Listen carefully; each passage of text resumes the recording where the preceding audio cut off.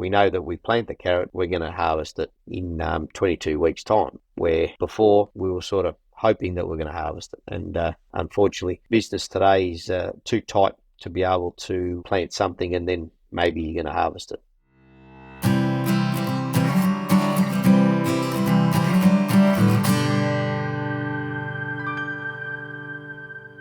Welcome back to the Vegalogue podcast, a dialogue about the Australian vegetable industry from AUSVEG. I'm Tom Bicknell. At Hort Connections in Melbourne in early June, 10 of the horticulture industry's leading lights were recognised with the presentation of the Horticulture Awards for Excellence for 2024. The winner of these awards have some fascinating stories to tell about overcoming challenges to build the most successful businesses in the industry, groundbreaking research, or personal stories of lives and careers in the dynamic world of horticulture. We'll be speaking to a number of our award winners in future episodes of the podcast, and in today's episode I'll be having a chat with Angelo Lamattina of Victorian carrot grower Rocky Lamattina Sons, the winner of this year's Syngenta Grower of the Year award.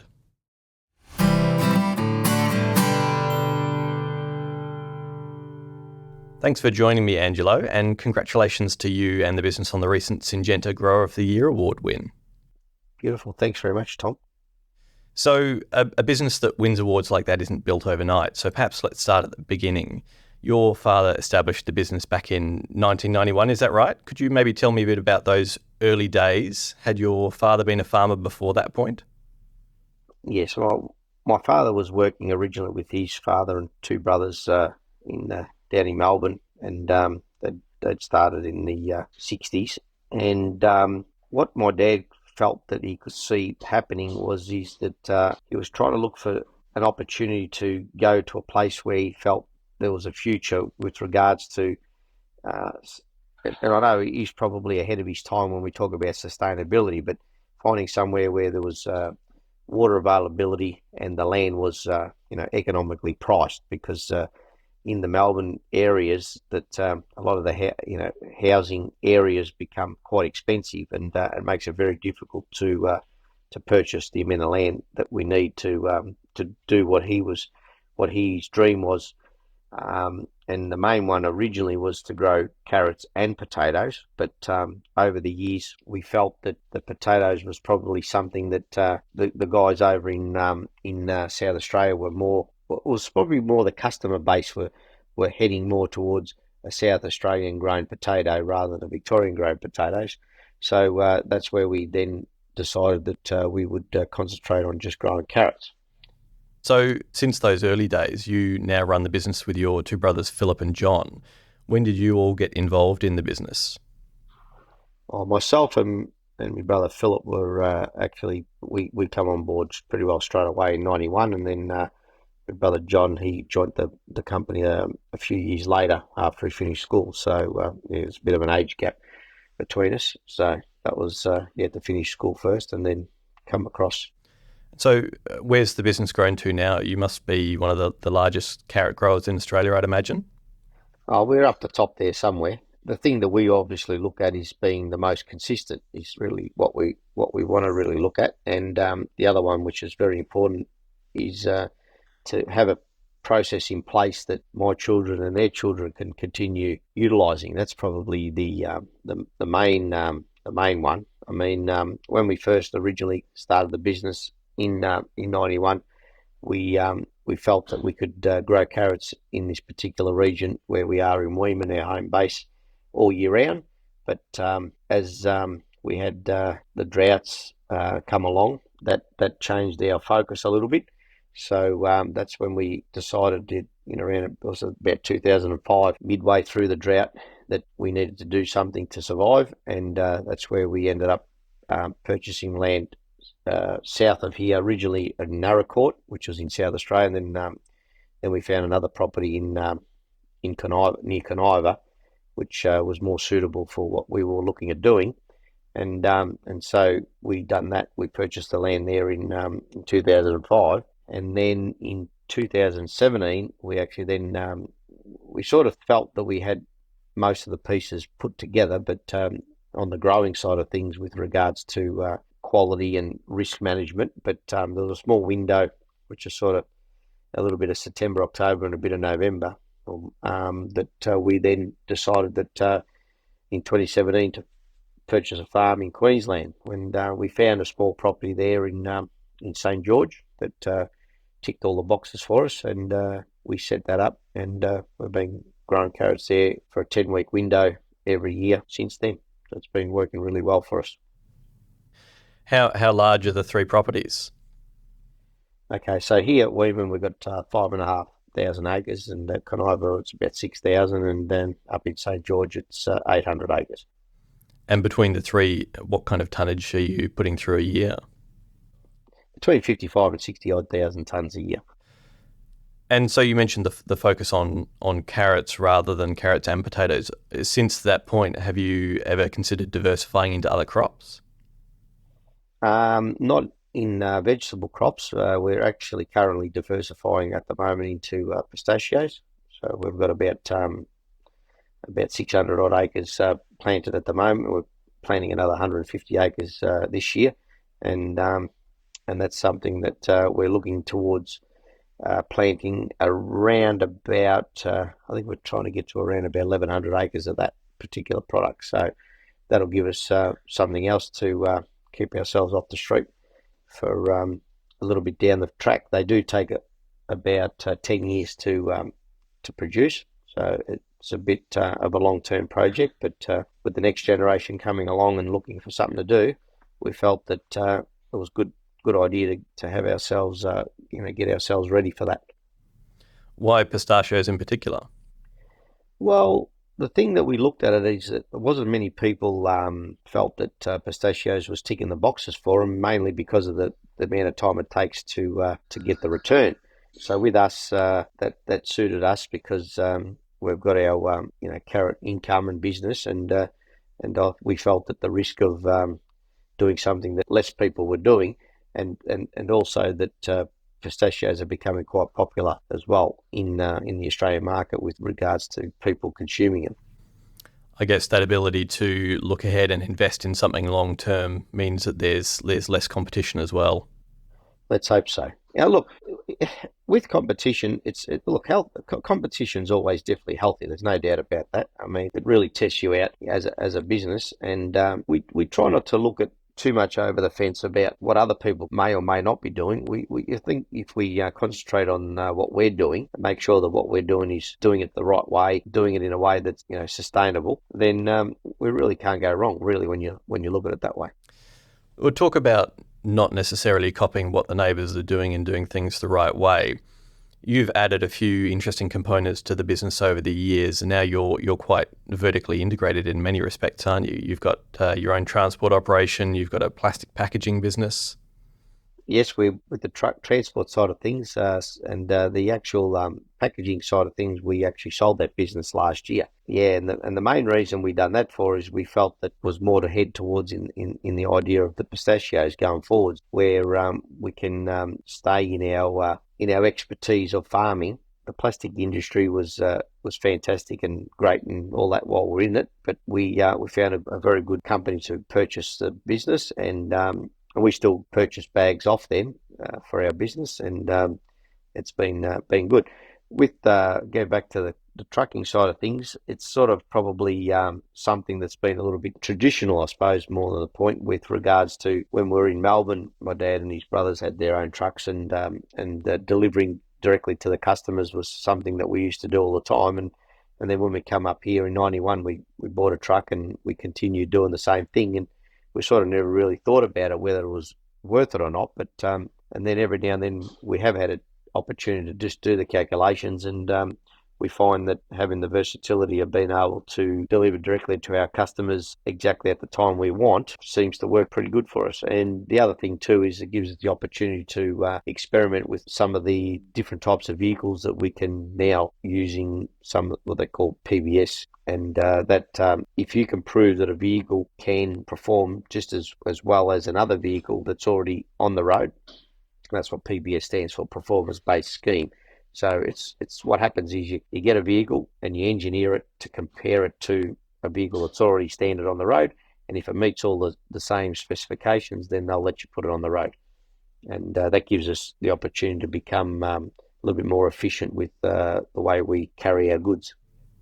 So maybe following the engineering thought, looking at your pack house, you have some fairly high tech equipment in your pack house.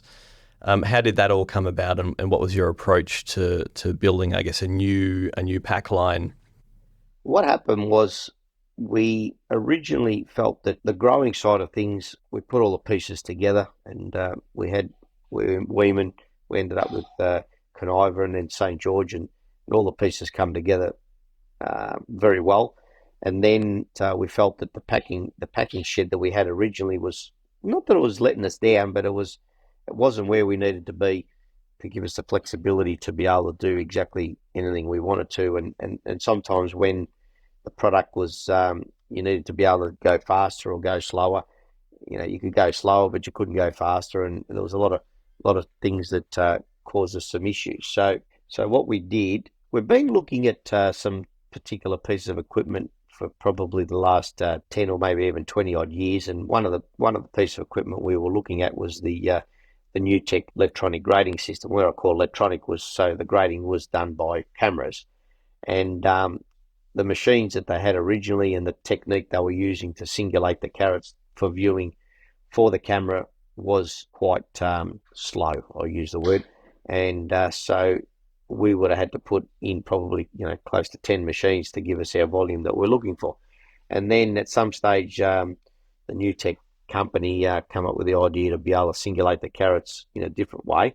And that's really what then was able to give us the opportunity to really look at that piece of equipment that would make it work for us. So that was the basis of the actual upgrade, and then all the other equipment sort of then fitted in with the grading systems. Another thing that we were sort of sometimes having an issue with is that when you had a hot day and carrots were coming in at 27-degree core temperature, and everything was struggling, and the core temperature was coming out of the machines at the time at probably 6 or 7 degrees, which is not acceptable.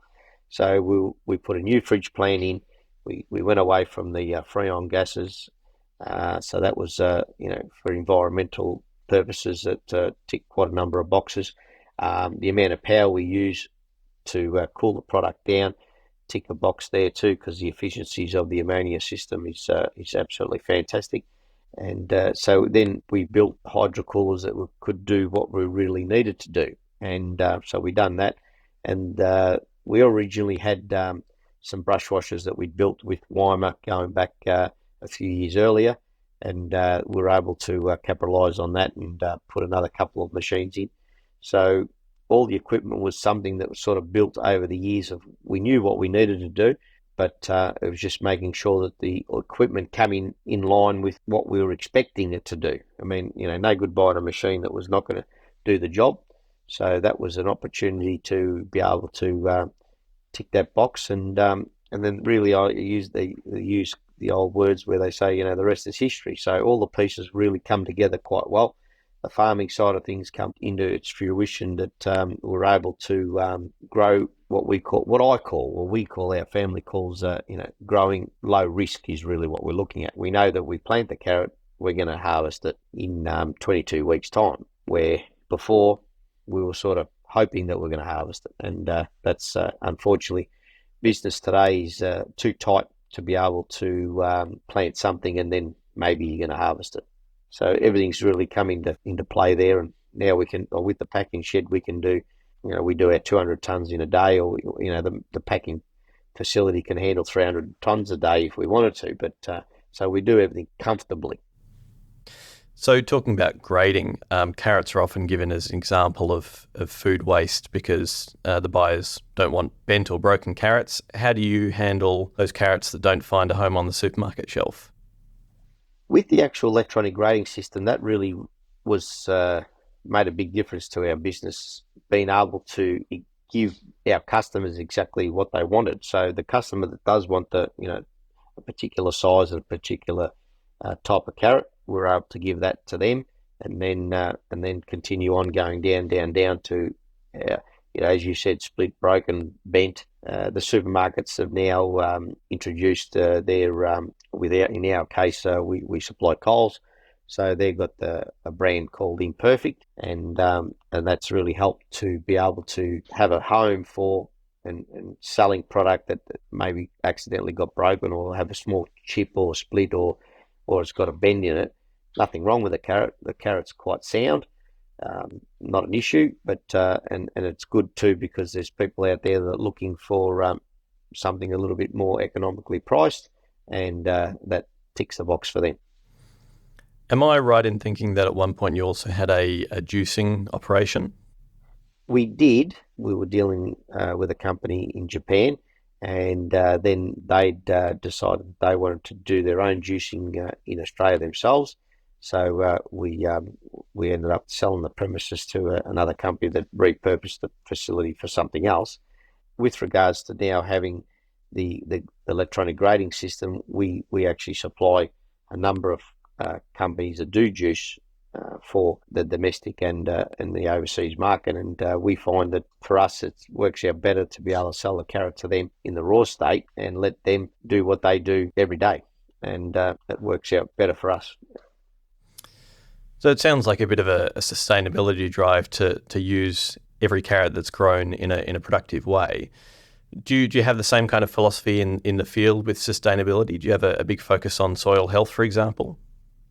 Oh, well, that's probably the backbone of the success of our business. The soil, what we do is we plant the carrots, and everything we do up to that point is always for the carrots. So we don't do anything that's going to jeopardise that. We don't plant anything that's going to be jeopardising anything to do with the carrots. So, okay, the carrots are grown, and then the next year we'll end up putting something like a cereal crop in, which generally we do harvest. So we call it a cash crop to a point. And then straight after that, we'll end up putting in a crop for to manage our weeds and soil fumigation and organic matter in the soil. So that's also a very important part of what we do. And then after that's been chopped in the ground and built up the organic matter, then we then plant the carrots. So we work on, depends on, it's actually a funny thing. You sort of don't realise sometimes how things go, and it just depends where you finish harvesting, and sometimes you end up in the winter and sometimes you end up in the summer and in the spring, and just depends on where you harvest. So some particular patches end up that we do actually a 3-year rotation, and some areas actually a 4-year rotation. So with the biofumigant cover crop, is the goal there, the primary goal, the biofumigant effect, or is it a bit of a mix with soil carbon and so on as well? A mix. So it's probably one more important than the other. Actually, it is important that we do get that right. Yeah, very important. It's actually, we probably underestimate the importance of what we do. Why I say it's important, because we can see the success of it. It makes a big difference. It's just enormous difference. Since you started doing that kind of rotation with cover cropping, has it reduced the number of inputs you need? What we found more with regards to some of the spraying that we do while the carrots are in, definitely 100% regarding because if we can manage our weed load in the cover crop, it definitely puts a lot less pressure on once you plant the carrots, that you're not trying to fight amongst the weeds. The soil being healthy obviously makes a big difference to the actual carrot themselves. So then with the organic matter, it gives you a better usage of the water that you put in. So your water consumption is a lot more economical. Being a root crop, is there anything unique to carrots or other similar root crops that you need to think of when it comes to your soil? Not that we have to think about anything over and above, but because we're probably harvesting probably one of the most fussiest root crops, carrots, with regards to if your soil isn't healthy, the issues that you can have with carrots can be detriment to the business, because you've got cavity spots, one for a start, and many other diseases as well that can be nematodes, stuff like that. So we don't use any chemicals at all for nematode control, because of the natural fumigation we get out of our cover crops. So it gives us that, it gives us organic matter, and it gives us other things that we call it weed control. So there's many things that but the problem is it's a little bit more expensive. it's hard to sort of do the costing. We don't look at it to say whether it costs more or less to do that particular way of operating, but we find that it's the way that we know that, as I said, my children and their children can continue doing what we're doing, will continue working. And I think that's sometimes some of the issues with other businesses that think that, unfortunately, you just can't afford to do shortcuts anymore. It just doesn't pay. It just cannot work. So is looking ahead to the farm that you hand on to your next generation a big focus? That's practically why we're doing what we're doing for.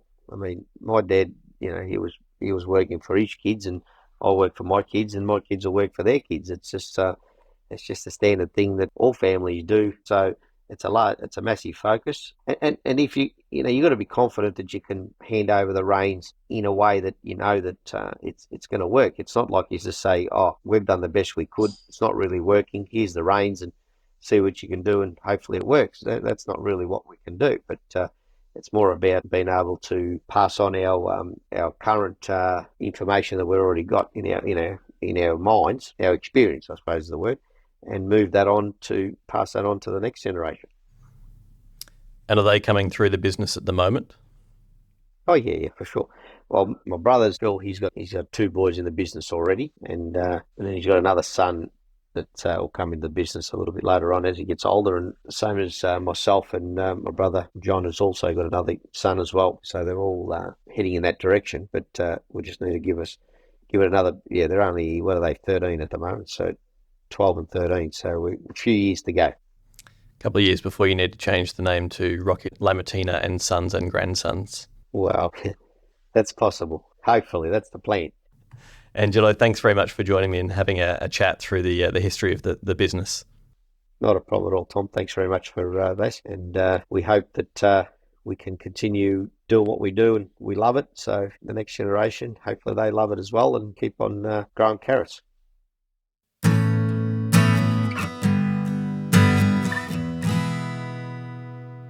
You've been listening to the Vegalogue podcast. Don't forget to subscribe and give the podcast a rating and review to help others find us. Vegalogue is produced by AUSVEG, the peak industry body for Australian vegetable growers. You can find more news and information from AUSVEG at ausveg.com.au, on our social media channels, or in Australian Grower magazine. Instead of the usual terrible dad joke, I'm going to sign off this episode with a fun bit of trivia instead. Did you know that the link between eating carrots and good night vision is actually the product of World War II propaganda? During the war, the number of German bombers being shot down by Britain's Royal Air Force at night suddenly soared. The British press began to be filled with stories that attributed the success to RAF pilots with exceptional night vision due to a diet packed with vitamin A-filled carrots, such as night fighter ace Flight Lieutenant John Cat's Eyes Cunningham. But the stories were in fact the creation of the British Ministry of Information and were designed to distract the Germans from the real cause of the RAF's sudden ability to spot bombers at night, a new invention called airborne interception radar. Whether the deception worked on the Germans or not is uncertain, but it did have one obvious effect. Carrot consumption in Britain boomed as the myth took root. Thanks for listening to Vegalogue. See you next time.